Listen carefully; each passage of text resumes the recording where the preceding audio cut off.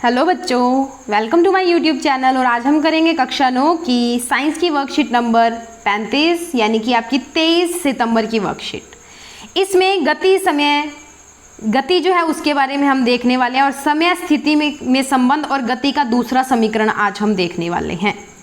तो ज्ञान क्वेश्चन पूछता है कि जिज्ञासा दीदी गति का दूसरा समीकरण क्या है और ग्राफीय विधि को कैसे प्राप्त किया जा सकता है, इसको ग्राफीय विधि से कैसे निकाला जा सकता है। तो सबसे पहले मैं एक आपको बात बता दूं कि जो हमने वी ग्राफ किया था, वेग समय जो ग्राफ किया था, ठीक है, उसके अंदर जो क्षेत्रफल आता था, उसके नीचे या उसके अंतर्गत जो क्षेत्रफल आता था वो हमें क्या देता था बेटा, दूरी। और आज हमने क्या करना है, समय और स्थिति का जो है वो संबंध करना है, यानी कि स्थिति क्या होती है, दूरी होना, तो वो दूरी देता था ना हमें, तो बस यही हमने निकालना है। इस चीज़ को याद रखो। अब देखो कहाँ कहाँ पे ये आएगा ज्ञान। जैसा कि हम जानते हैं जब कोई वस्तु सीधी रेखा में एक समान त्वरण से चलती है, पहला बताओ एक समान त्वरण कब आता है, जब वेग एक समान रूप से बदलती है, जो एक निश्चित समय अंतराल में वह एक निश्चित समय दूरी तय करती है। अब हमारी जो v है, वेग जो है वो एक समान रूप से बदलेगा, मतलब एक समान रूप से क्या होगा बेटा, विस्थापन होगा। एक समान रूप से विस्थापन होने का मतलब जो दूरी वो समय अंतरालों में एक समान समय अंतरालों में तय कर रही है वो समान है। तो उसके लिए हमारे पास दूसरा क्या आ गया समीकरण, s बराबर ut प्लस हाफ at का वर्ग आ गया ना। तो गति का दूसरा समीकरण वस्तु के समय और स्थिति के बीच संबंध को दर्शाता है। इस समीकरण को वस्तु वेग समय ग्राफ से प्राप्त या व्युत्पन्न किया जा सकता है। कैसे किया जा सकता है, मैंने बताया ना, क्या निकालना है हमने, क्षेत्रफल। ये तो आपको समझ आ गया होगा कैसे करना है, मैं बताती हूँ आपको कैसे करना है। ये जो है ना हम ब्लैक से करते हैं। ये हमारा वेग समय ग्राफ है, मान लो इसके पास u जो है वो नॉट बराबर 0 है। क्यों, क्योंकि ये a से चलना शुरू हुआ है। अगर 0 से चलता, o से चलता तो ये 0 आती, ठीक है। तो हमारे पास u बराबर नॉट बराबर 0 है, बराबर नहीं है 0 के। अब होगी बात u की, ठीक है। अब एक चीज़ देखो, यहाँ से यहाँ की दूरी जो है ना वो u है। अब इधर इसकी दूरी u है तो इधर भी क्या होगी बेटा, u होगी। अब ये आपको दिख रहा है, ये भाई साहब हैं हमारे v वाले, v है ना। अब ये v है, आपको ये पूरी पता है और ये इतनी पता है, तो ये वाला भाग हम निकाल लेंगे। कैसे निकालेंगे, पूरी में से ये इतना माइनस कर दो, घटा दो इतना, तो इतना घटा देंगे तो हमारे पास ये कितना आ गया, v माइनस यू आ गया ना। v में से u घट गया। हमने पहला समीकरण किया था v बराबर u जमा ए टी किया था। इस u को मैं इधर ले आऊँ तो v माइनस यू बराबर ए टी, ये क्या है, v माइनस यू। तो इसकी जगह पे हम क्या लिख सकते हैं, ए टी नहीं लिख सकते ना, लिख सकते हैं, बिल्कुल लिख सकते हैं। इन्होंने भी तो यही किया बेटा, ठीक है।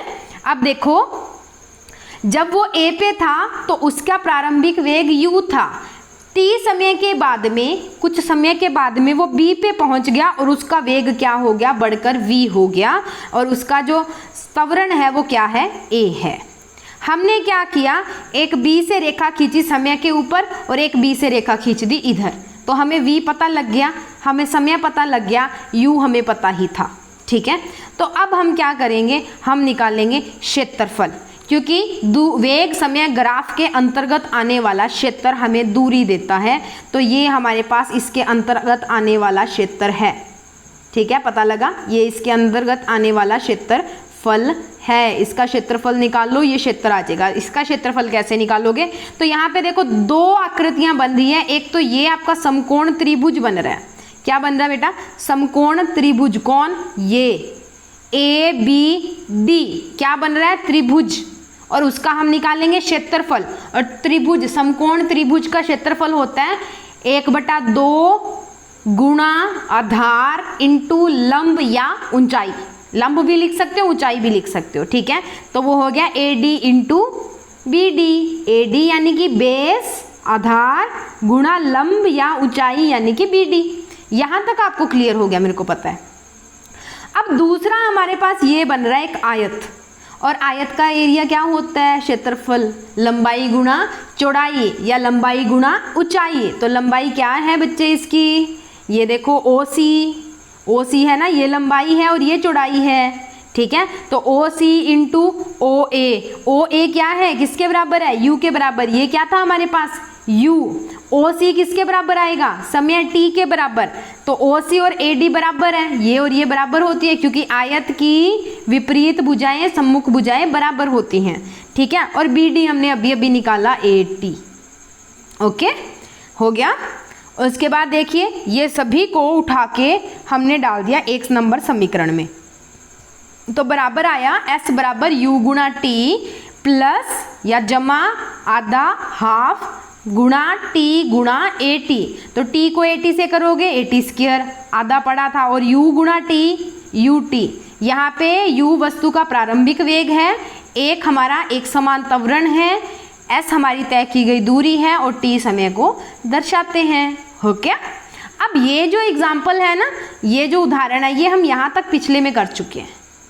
अब हमें क्या पता लग गया, यू पता लग गया, तो हम क्या कर सकते हैं, इसकी दूरी ज्ञात करनी है। पिछले में इसने बोला था इसका प्रारंभिक वेग पता करो, अब ये बोल रहा है दूरी पता करो। भाई बदल गए तुम तो, एक दिन में ही बदल गए। अब दूरी पता करने के लिए हमें यू पता है, हमें ए भी पता है, और हमें टी भी पता है। ए कितना है, माइनस का 6 मीटर प्रति सेकंड का वर्ग। तो ए बराबर भर दो माइनस का 6 मीटर प्रति सेकंड का वर्ग, लिख दिया। इसके अंदर भरना है। समय हमें दिया हुआ है 2 सेकंड, और यू हमें दिया हुआ है 12 मीटर प्रति सेकंड। ये सारा उठा के इस एस वाले में डाल दो, आपके पास एस आ जाएगा 12 मीटर, ठीक है। सो ये हो गया हमारी वर्कशीट। अब बात कर लेते हैं इसके क्वेश्चंस की, तो मूव करते हैं क्वेश्चंस पे। सो बच्चे पहला क्वेश्चन है, गति का पहला और दूसरा समीकरण लिखिए। तो पहला है v is equals to U plus A T, और दूसरा है s बराबर U T plus half A T का स्क्वायर। दूसरा है हमारे पास, गति के दूसरे समीकरण को वेग समय ग्राफ, देख समय लिखा है बेटा, टाइपिंग मिस्टेक है, वेग समय ग्राफ से व्युत्पन्न कीजिए, यानी कि ड्राइव कीजिए या प्राप्त कीजिए। तो ये रहा हमारे पास वेग समय ग्राफ हमारा, ठीक है। इसके अंदर यहाँ से यहाँ का जो वेग है वो v है, यहाँ से यहाँ का जो वेग है वो u है, और ये जो है हमारे पास t जो है वो समय लगा है, ठीक है। तो देखिए दूरी के लिए जो समीकरण हमने निकालना है, तो दूरी के लिए समीकरण हमारे पास आएगा, दूरी का मान त्रिभुज ए बी डी और चतुर्भुज ए डी ओ ई।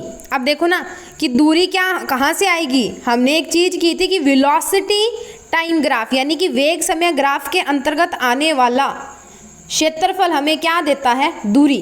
तो हम यहाँ पे दूरी निकाल लेंगे। ये गति समय दिया हुआ बच्चे, वेग समय कर लेना, ठीक है, तो गलती से लिखा हुआ है।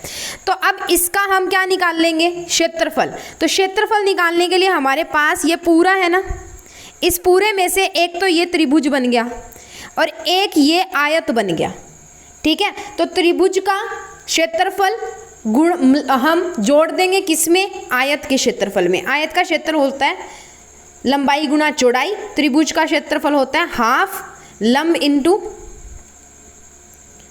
आधार, ठीक है। ये पता लग गया, बस यही करना है। त्रिभुज का क्षेत्रफल आधा हाफ गुणा आधार इंटू ऊंचाई, चाहे लंब कर लो, यानी कि ए बी गुणा ए डी, आधा तो आ गया हमारे पास। चतुर्भुज का क्षेत्रफल लंबाई इंटू ऊंचाई, तो A D into O D. अब ए डी क्या है, यू है हमारे पास, और ओ डी क्या है, टी है हमारे पास। ए बी क्या है, देखो ए बी ये पूरा वी है, ठीक है, और ये यहाँ से यहाँ तक u है।